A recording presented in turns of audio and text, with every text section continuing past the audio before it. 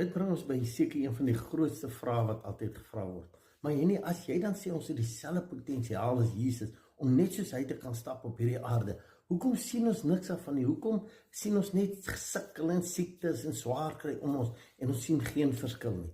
Ja, dis waar, maar dis hoekom ek sê, ons sielidentiteit is so sterk gevorm en geprogrammeer, dat die geesidentiteit, die ware identiteit, nie deur ons kan manifesteer nie.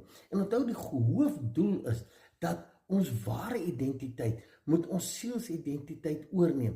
Ons moet toelaat dat ons kan terugstaan in die siel, dat die gees kan deur ons funksioneer, maar ons is so geprogrammeer, ons ego is so sterk, en ons is eintlik minderwaardig geprogrammeer, dat ons nie kan glo, dit is ons ware identiteit nie. En ek sal rede gee in die volgende dag of 2 daaroor, maar ons het daai potensiaal, maar ons glo dit nie.